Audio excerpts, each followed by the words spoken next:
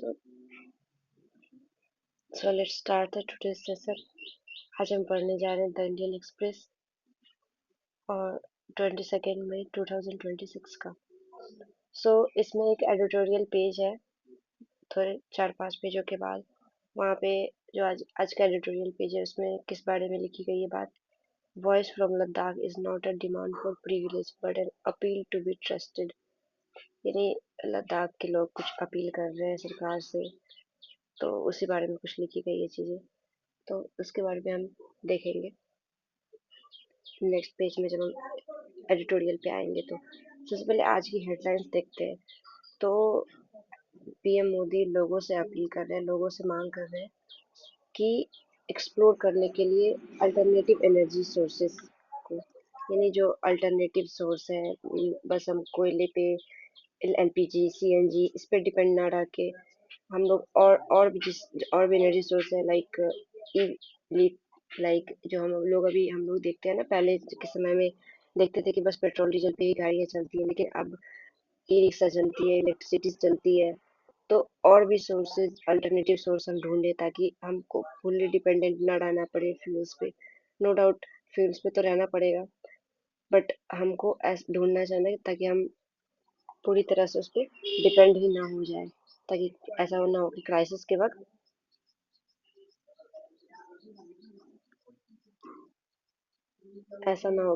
के वक्त हमको प्रॉब्लम फेस करनी पड़े, जैसे कि अभी हम कर रहे थे।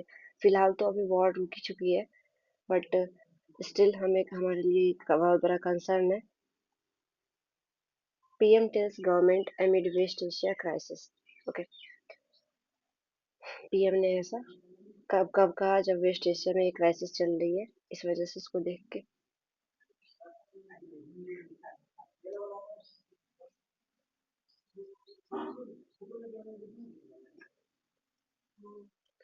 Says implement reform with vigour, विकसित भारत 2047 इज अ कमिटमेंट। तो पीएम मोदी ने कहा है कि 2047 का जो हमारा विजन है कि इंडिया को 2047 तक डेवलप करना है, उसके विजन को, अ, उसके रिफॉर्म को विगरसली यानी पूरी ताकत से उसको इम्प्लीमेंट करना है। एक कमिटमेंट हमारे लिए हो गया है। विकसित भारत 2047 हम क्यों बोलते हैं, क्योंकि हमारे को 1947 से 2047 तक 100 साल हो जाएंगे हमारे देश को आज़ाद हुए हुए। इस वजह से तो हमारा कमिटमेंट है, हमारे बीजेपी गवर्नमेंट का ऐसा कमिटमेंट है कि हमारा इंडिया डेवलप्ड हो जाएगा, बट ऐसा कुछ लग नहीं रहा है। बट स्टिल देखते हैं। With the crisis in West Asia and blockade of Strait of Hormuz straining energy supplies, Prime Minister Narendra Modi Thursday urged the Council of Ministers to urgently explore alternative energy, including a push for biogas as substitute for LPG cooking gas. या LPG की जो gas हम use करते हैं घर में, उसका alternative source क्या है? बायोगैस। हमें सरकार कह नहीं रही है कि तुम लोग ऐसा एलपीजी यूज करना ही बंद कर दो, क्योंकि ये प्रैक्टिकली पॉसिबल नहीं है हमारे लिए, है ना, कि एलपीजी से तुरंत traditional conventional source of energy पे चले जाएं हम। ये प्रैक्टिकली हमारे लिए पॉसिबल नहीं है, इसलिए हमारे लिए अल्टरनेटिव क्या है? एलपीजी का बायोगैस। तो ऐसा कह रही है सरकार लोग अपने मिनिस्टर से कि ऐसा ढूंढने के लिए। ओके, तो पीएम मोदी हमारे न्यू दिल्ली में आ गए हैं 5 देशों के दौरे के बाद। तो ये बहुत सारे कंट्री गए हुए थे, यूएई, फिर इटली, इटली गए थे, नेदरलैंड, स्वीडन, नॉर्वे एक्सेट्रा। तो इन सब जगह पे गए थे एक बायलैटरल रिलेशन बनाने के लिए, अच्छी अच्छी चीजें हुई ताकि हमारे दोनों देश के लिए। Supply chain hit, government ask industry if local production of 200 petro item possible. तो सप्लाई चेन भी हिट हुआ है, यानी उसको प्रॉब्लम फेस करना पड़ रहा है, क्योंकि जैसा कि वॉर चल रहा है, तो उसमें से जितने भी शिप आ रही थी उधर से, तो इसमें प्रॉब्लम फेस करना पड़ा उनको। शिप आ नहीं पा रही है हमारे यहाँ पे, हमारे इंडिया में। तो उससे से क्या होगा कि हमारी इंडस्ट्री को भी सप्लाई नहीं मिल पा रहा है, जो रॉ मटेरियल चाहिए वो नहीं मिल पा रहा। तो इस वजह से हमारा सप्लाई चेन हिट हुआ है। तो सरकार कह रही है इंडस्ट्री को, अगर लोकल प्रोडक्शन पॉसिबल हो तो वो करने के लिए, लोकली प्रोडक्ट प्रोड्यूस करने के लिए। तो डीपीआईआईटी एक डिपार्टमेंट है, डीपीआईआईटी, ये है department for promotion of industry and internal trade. एक मीटिंग में with petrochemical industry has asked to them to urgently respond on the scope to indemnise the production of over 200 highly imported dependent petrochemical item। तो DPIIT ने एक meeting में petrochemical industry के साथ एक meeting की। ये एक डिपार्टमेंट है, department for promotion of industry and internal trade.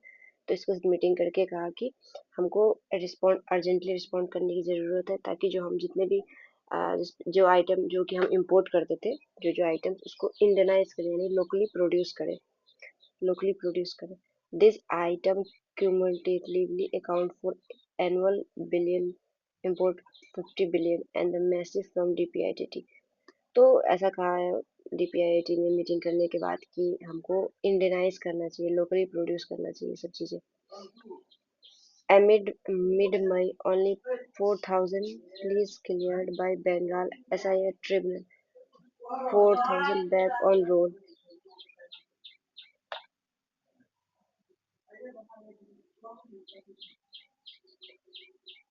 nearly 25 lakh appeal filed,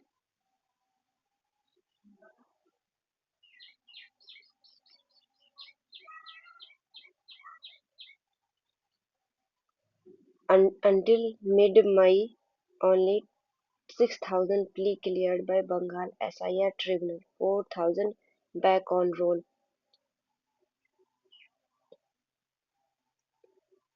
mid मई तक, अभी मिड मई ही चल रहा है। वैसे तब तो 7-8 दिन में ही मई खत्म हो जाएगा, बट तो मिड मई 6,000 प्ली ही क्लियर क्लियर किया जा चुका है। अभी भी 4,000 बचे हुए हैं, यानी जिन लोगों का नाम कट के हटाया गया था वोटर लिस्ट से, एसआईआर जो चल रहा था उसके थ्रू, तो उसमें से 6,000 तक ही मई तक क्लियर कट किया जा चुका है। और उसमें से 25 लाख अपील किए गए थे।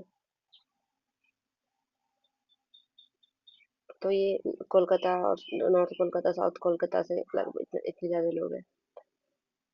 तो ये सब चीजें चल रही है अभी। वैसे तो एक चल रही है एक हमारे बहुत आप लोग सुन रहे होंगे रील्स में, सोशल मीडिया पे देख रहे होंगे, कॉकरोच जनता पार्टी।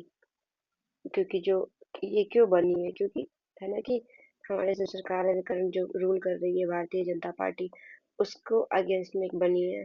यूथ जो है हमारे वो बनाए हैं कॉकरोच जनता पार्टी के जो लोग बेरोजगार हैं, इसमें आके जुड़े, जिनके पास कोई काम नहीं है, जो पढ़े लिखे हैं, इन सब चीजों, इन सब ताकि सरकार के खिलाफ आवाज उठा सके। तो इन Cockroach Janta Party handle government citing national security threat ask X to block. Okay, X यहाँ पे क्या है, ट्विटर है। तो सरकार का कहना है कि जो कॉकरोच जनता पार्टी है, जो कि जो चला रही है सोशल मीडिया पे अपना अकाउंट, उसको एक्स एक्स का कहना है कि इसको बंद कर दो, क्योंकि ये हमारे देश के लिए थ्रेट है, खतरे सिक्योरिटी के लिए हमारे थ्रेट है। तो ऐसा ट्विटर से डिमांड किया है सरकार ने। लेकिन कुछ भी हो, लेकिन देखो, क्योंकि जो ट्विटर है ना, एक्स, जो एलन मस्क, वो फ्री स्पीच को ज्यादा प्रमोट करते हैं, तो ये मे बी पॉसिबल हो ना हो, वो देखते हैं। X handle of Cockroach Janata Party, a satirical account opened after Chief Justice of India Surya Kant remarks about those who attack the system, was withheld Thursday following the direction from center in the wake of input from intelligence bureau that responses to concern। तो क्या था ना कि कुछ समय पहले, कुछ 8 दिन पहले, एक जो चीफ जस्टिस है हमारे इंडिया के, सूर्यकांत, उन्होंने लोग जो लोग के पास काम नहीं है ना, बेरोजगार, उनको कॉकरोच कह दिया कि वो कॉकरोच की तरह है, जितना भी मारो वापस चले आते हैं, ऐसे से। तो उसी के खिलाफ लोगों ने ऐसा आवाज उठाया कि हमें कॉकरोच कैसे बोल सकते हैं। तो यहाँ में जो यूथ है उनको इस एक कैंपेन, एक तरह का ऑनलाइन कैंपेन ये लोग चला रहे हैं। तो एक आईबी एक्ट आया था, information IT act, information technology act 2000 में। तो उसी के तहत सरकार को जो अगर लगे कोई भी चीज़ अगर देश के हित में नहीं है, इन स्टेट्स के लिए, सिक्योरिटी के लिए, देश के लिए खतरा है, तो उसको सरकार हटवा सकती है सोशल मीडिया से, इन सब चीज़ों से।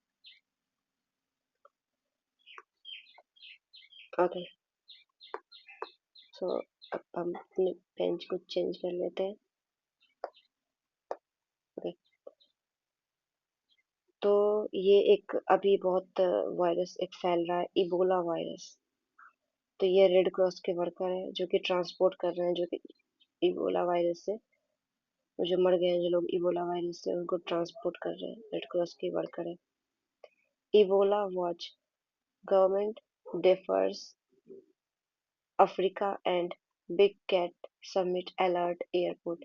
Differs का मतलब सबसे पहले क्या होता है? differs का मतलब होता है पोस्टपोन। पोस्टपोन यानी डिले कर दिया गया। तो इबोला को देखते हुए सरकार ने अफ्रीका और बिग कैट समिट को डेफर कर दिया है और अलर्ट किया एयरपोर्ट्स को, ताकि क्योंकि जो वर्ल्ड हेल्थ ऑर्गेनाइजेशन है ना हमारा, जो कि वर्ल्ड हेल्थ ऑर्गेनाइजेशन का हमारा जो हेल्थ वर्ल्ड हेल्थ डे कब होता है? 7 अप्रैल को होता है वर्ल्ड हेल्थ डे। और ये बना कब था? 1948 में। ओके।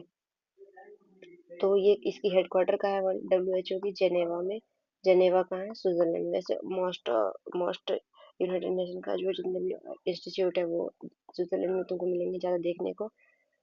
तो ये जो इबोला वायरस फैला हुआ है, कहाँ ये हुआ है? कॉन्गो में, डेमोक्रेटिक रिपब्लिक ऑफ कॉन्गो और युगांडा में। युगांडा की राजधानी है कंपाला। ओके। तो यहाँ पे एक बहुत बड़ी हेल्थ इमरजेंसी डिक्लेयर कर दिया गया है डब्ल्यूएचओ के द्वारा इबोला वायरस को लेके। तो सरकार इस वजह से जो अफ्रीका में जो कुछ सबमिट होने वाले थे, सरकार ने उसको पोस्टपोन कर दिया है। तो देखो अब क्या होता है। ओके। तो ये हमने देख लिया इबोला वायरस। अब नेक्स्ट देते हैं Vande Mataram singing compulsory for मदरसा स्टूडेंट्स इस बंगाल गवर्नमेंट ऑर्डर। तो अब क्या है कि बंगाल में नई चीफ मिनिस्टर बन गए हैं, जिनका नाम है अधिकारी है कोई, शुभेंदु अधिकारी है। तो उन्होंने वहां पे क्या था, पहले ममता बनर्जी की सरकार थी, तो वो थोड़ा यू नो वहाँ के सभी लोगों को लेके थोड़ा चलती थी। बट बीजेपी है तो अभी इन्होंने कहा, इनका कहना है कि जो वंदे मातरम जो हमारा एक तरह से क्या है, नेशनल सॉन्ग है, और नेशनल एंथम क्या है? वंदे। नेशनल सॉन्ग हमारा वंदे मातरम है, नेशनल एंथम जन गण मन। तो ऐसा कुछ दिन पहले सरकार का कहना था कि हमें जो वंदे मातरम है नेशनल एंथम से पहले बजना चाहिए। ठीक है।